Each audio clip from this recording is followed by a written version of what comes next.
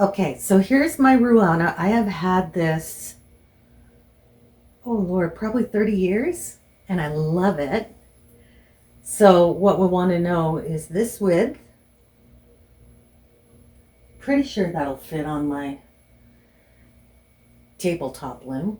So we'll be doing this width and then the length we need. So what I'm going to do is take this, I'm going to fold it up nice and tidy.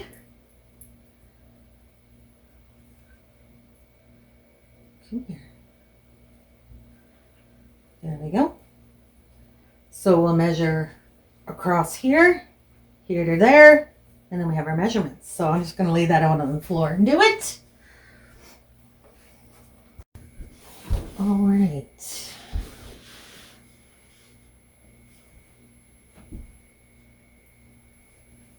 Oh, I got a toe cramp. Oh my goodness. Oh, that's bad. Okay, there we go. All right. I have my notebook. And we're going to, here's my plan, right? Let's make 2 strips like this. But they'll be only sewn from there to there. And then this will be open. So we just need like 2 strips of fabric. These are my technical drawings. Amazing, right? All right. What's up, Tay-Tay? I'm not counting the fringe here. So we are 35 inches. So here to here is 35 inches. So this to this should also be 35 inches. Now across, we are, so across here, here to here, this is 22 inches. So we need to make 2 strips that are 22 inches long by 10, 6, 10 by 70. 10, 22 by 70. Whoa, brain working. All right, so we have our measurements. Next thing we need to do is figure out what our warp length is going to be. So for that, I'm going to need to grab my weaving book and we'll do some calculations. So don't ask me why I'm doing this on my kitchen floor. I just am. And I'm still in my pajamas. I just brought my rattle up while I was getting my petals.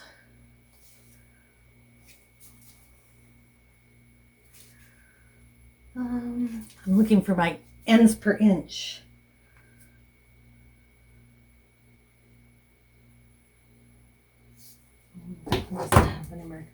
Okay, this one's 12. And this one is 22 and a half.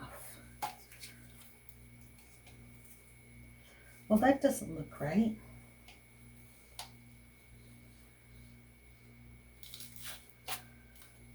$22 and a half should be finer than 12, shouldn't it?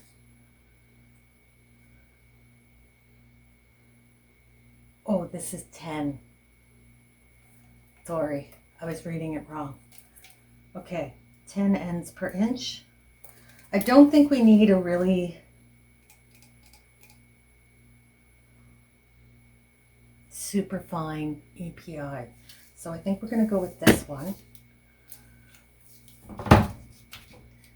So there's our width we can weave. Let's see how we do. Yeah, so 22 and a half is the length of the entire thing. So our actual weaving is 21 and a half. Now, what did our measurements say? There's my book.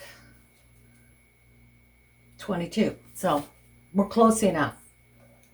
We just need to use the whole reed. So if we have 10 EPI, which is ends per inch, times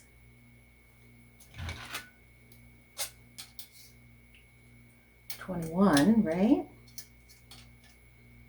Means we need 21 inches. Means we will need 210 individual warps.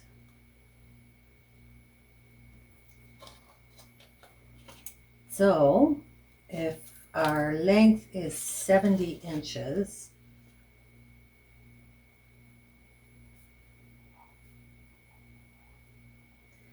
then we need to add our waist, and we also need to add in some room between each piece. So 4 inches, 5 inches. Let's go 5 inches of space between panels. And there'll be 1,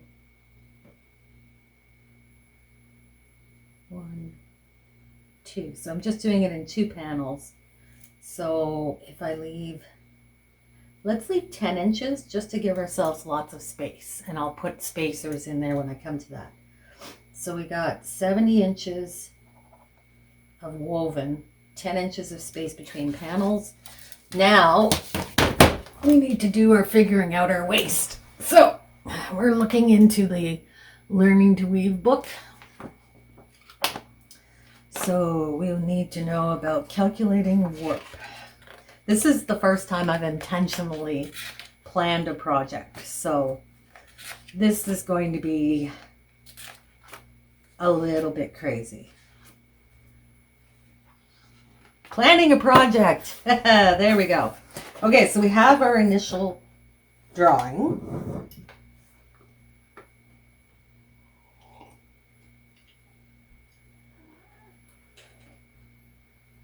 Okay, so warp calculations. Oh, see, she's only leaving 2 inches between her mats.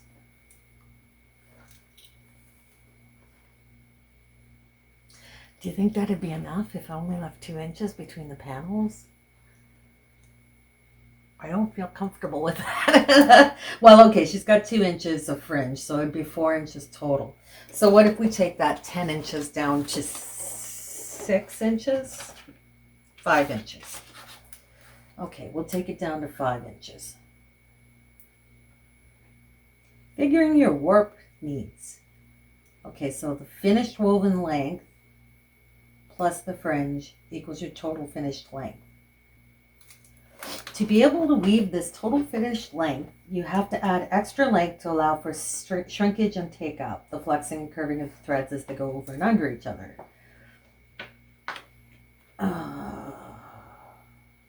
Generally, 10% is a reasonable take-up allowance. Okay, so we need to plus 10% for take-up. All right, this is good. I'm sure this is all very boring for you, just watching me do calculations sitting on the floor. But, you know, we gotta learn, right? Come over here a little closer. There we go. You can look down on me as I struggle with my maths. So we want to add 10%. For fat yarns, allow more. For thin yarns, you might be able to get away with less. If the weft is fatter than the warp will take up more, for it has to go over and under the fat weft. Oh, I think my brain just exploded. Between the 5% shrinkage and the 10% take up, a total of 15% of the weaving length is lost. Okay, so 15%, not 10%. Our total finished length, we want to have a 2-inch fringe on it. Okay, so the length of the project is 70 inches. The fringe is going to be 2 inches on either end, so 4 inches. There's going to be 4, 8, 12, 16 inches for fringe. 15% take up, uptake and shrinkage. All right, let me get a calculator. Okay, we got this, guys. It's all good. 70 plus 16. Bobo's here to provide me moral support.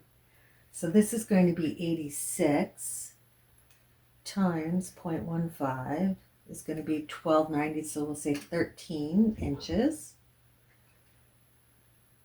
So 13 plus 86. So we're looking at 99 inches. So why don't we just go ahead and round that up to 100? 100 inches. Okay. Not total warp length yet. Yes, I get that. Loom waste needs to be added on to get the total warp length. It varies with loom, the weaver, and the warping method. An experienced stingy weaver using a small loom may well get by with only 12 inches of waste, whereas a beginner using a large loom may have 30 inches or more. To determine your loom waste, pull your back apron rod over the back beam and towards the castle. If it doesn't touch the last shaft, then either lengthen the cords holding it, or if you have a cloth apron, lash a second apron rod onto the first. Okay, so why does it need to touch the castle? Now tip the beater back against the castle. Measure the distance from the front of the beater to the back of the apron rod.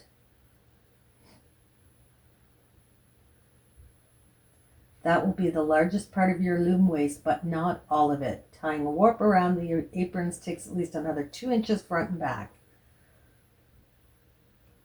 Okay, let's start there. I'm going to go measure my loom, and I'll be right back. And then we'll have more coffee and calculations. Ooh, there's a title for it. Coffee and calculations. Speaking of. All right, I have a measurement, not 100% accurate, but it will do. So from my back beam, hi, there, turning up a little bit.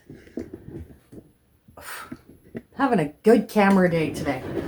All right, so from my back beam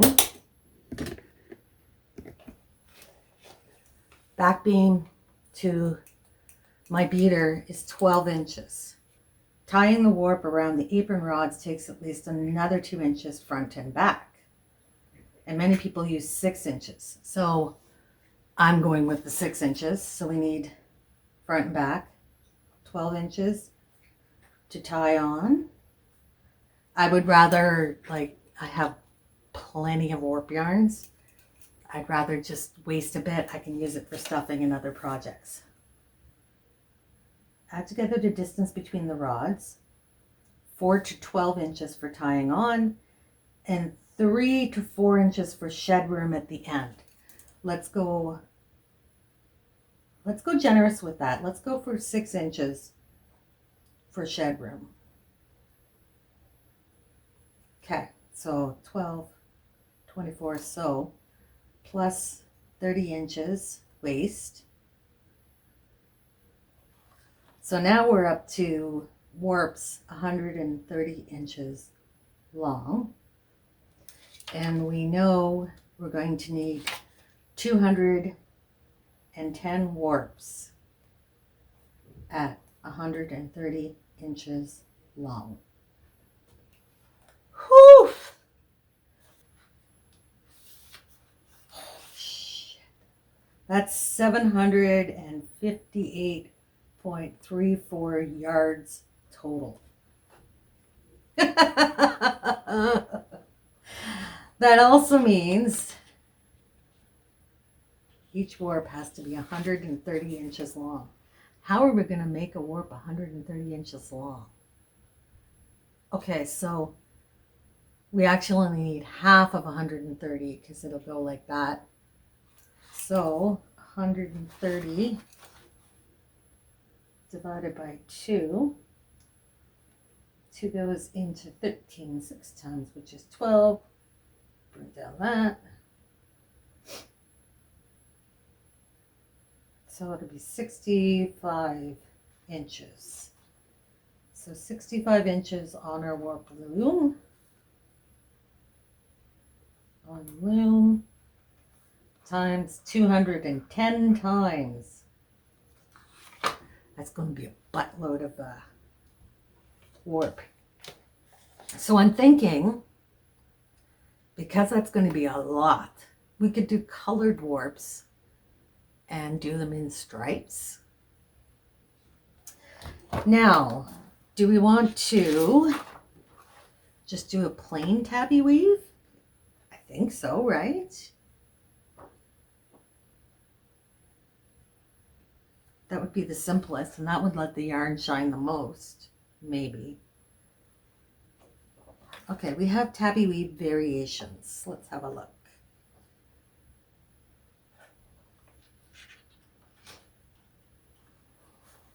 We could do a basket weave. It's a doubled tabby. It has the same over-under pattern, but all threads are doubled.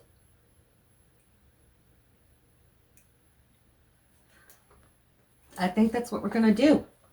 Oh, hey there, buddy. Oh, say hi to the peeps. Show them that cute little face. Oh, what a stink face. He just hates being held. Hates it. And he loves me, but he doesn't tolerate it well.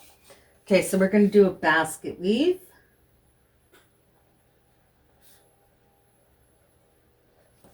So our next thing is going to be to get our warping loom out and see if we can remember how to do that. And I think what I'm going to do is I'm going to, because I struggle so much with warping my loom, I'm going to try just doing them in smaller batches. So if we have 130,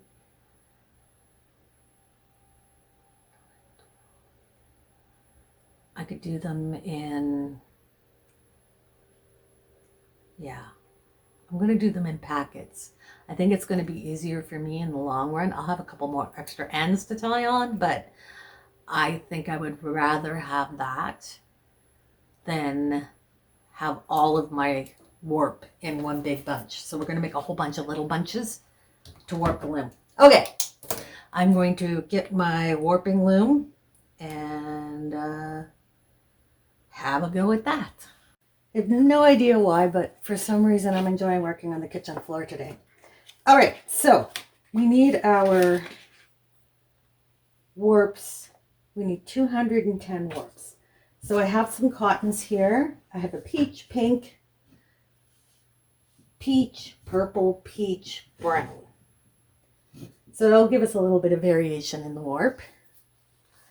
So if I need 210 warps, and I have 6 colors, these are just spares in case I run out.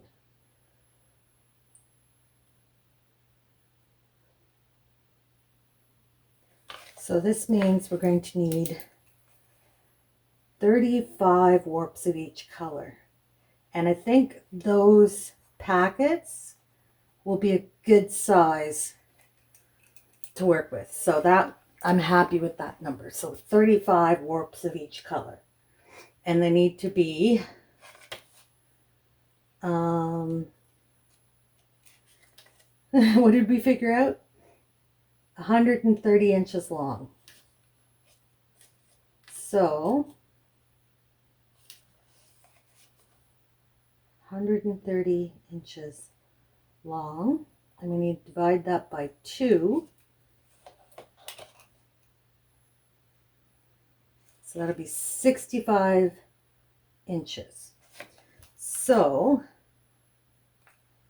we will need, I'm going to use this as our threading guide. I'm going to take this one off.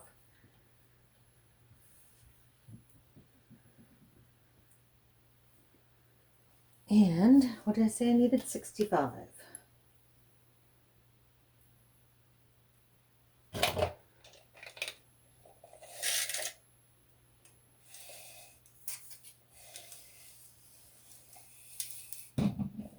Okay. So I need to leave some for tying. So what I'm going to do is I'm going to tie a knot on this end. And I'll leave all this free. I'm going to go from 65. Oops. Let me get some string free here to work with. I guess you can't see what I'm doing, can you? All right. Look, I got my tape measure here, and I've got it measured out to 65. So I'm going to start. There's my little knot right there. That's the actual start. So I'm going to put that on 65, and then I'm going to start measuring down my tape measure, stretching it, pin it firmly so it doesn't move, and go all the way down to right there. And I'm going to mark it with my pen. And I don't have scissors. Darn it all. Hold on. This is why I shouldn't be working on my kitchen floor. I mean, I don't have access to all my tools. But, you know.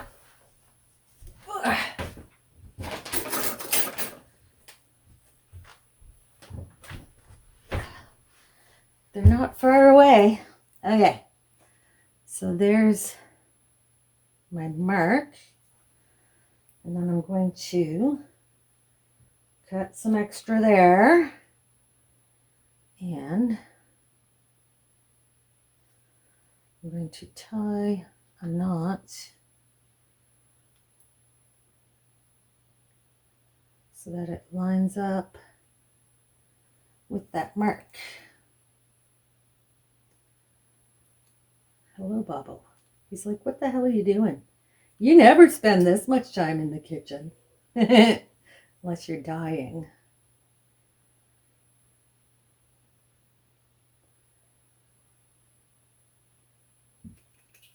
There we go. So we have our measuring thread. So let's get this out of here. And we're going to go back to our warping loom and figure out how to put this on so that we get 65 inches. Okay, there's my first one. And we need a rattle cross. So I think for that we need to come around this way and around like that and then up like that. So we can work from here.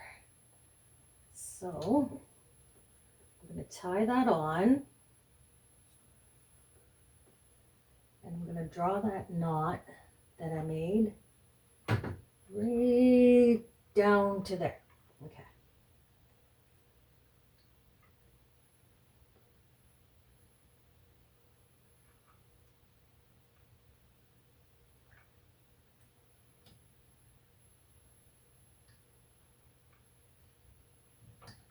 There we go.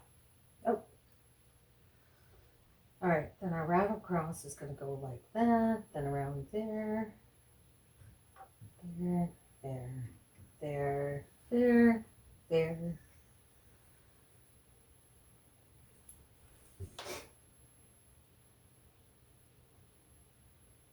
I have to remember how to use my warping loom again.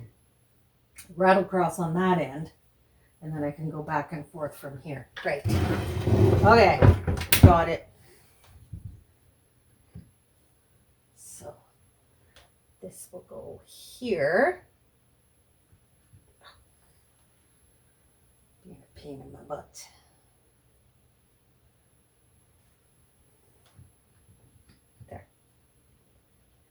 on there. There we go. Okay. And then we have our cross. So we go around there, over there. Then we go to here, go to here. Oh, that actually doesn't take up that much space at all. Well, I guess that's not even 2 feet. That doesn't seem right. Because it's both ways is the length of one warp. Darn it. Okay, so we will go like this, moving around.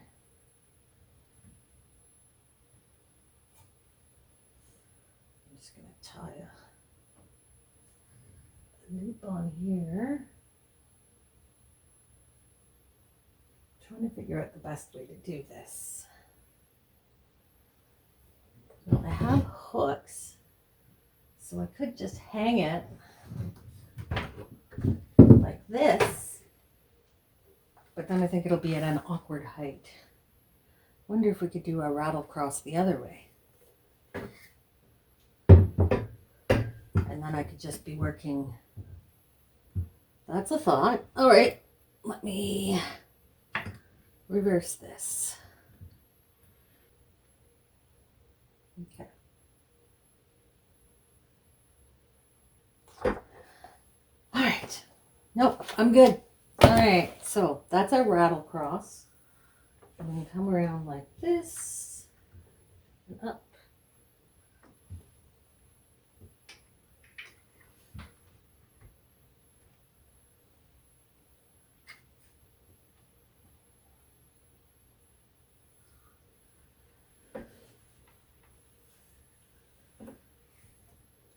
Are you trying to help, Bobo? Do me a favor. Don't try to help. There we go.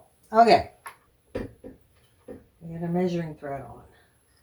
I just have these binder clips. I'm pretty sure they can hold it up. I just hook it through these eye hooks.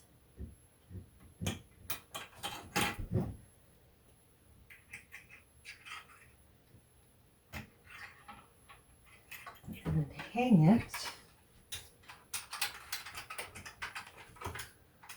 on here.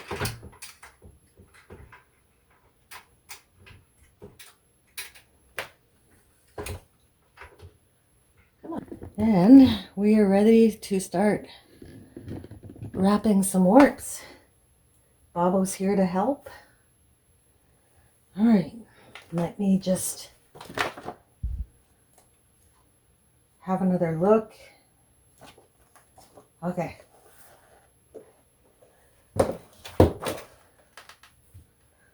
Okay, so we tie this end right here. Then we go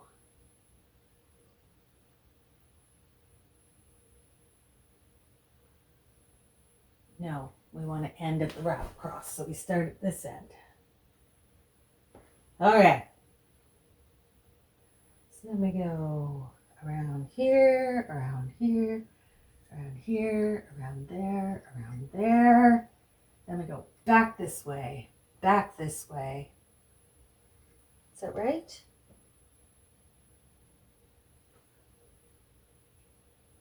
And then we just continue around.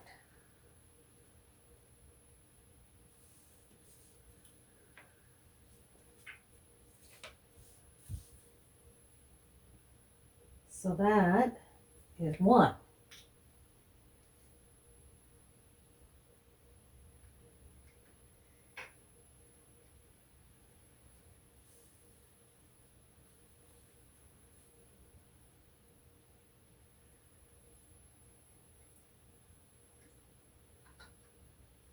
And that's two. There we go. All right, so that's 10. I'm just using this as a counting string. So I can put it right here.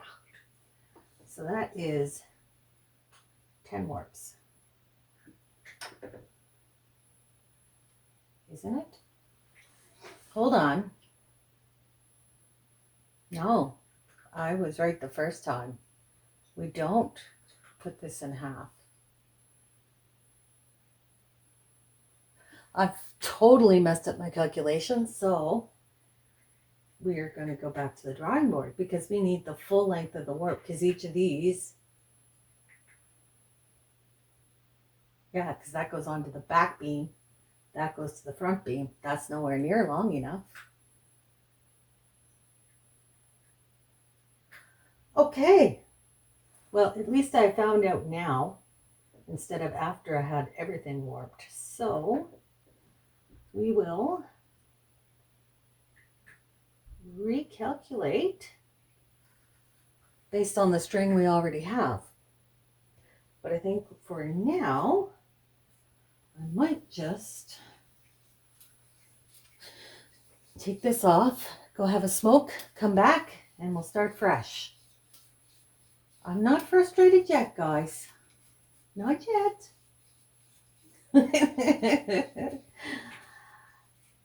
It still takes a lot of brain power for me to try to figure out how to do this stuff, so it's not a big surprise.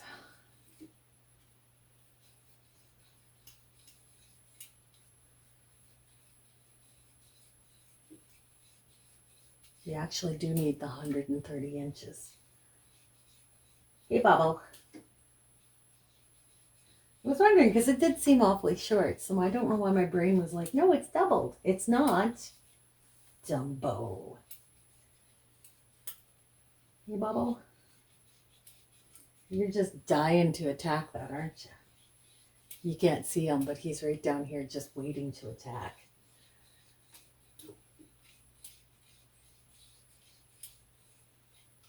Okay, so that's that off. And I'm going to double the length of this string, and then we'll be ready to go. But first, smoke break it.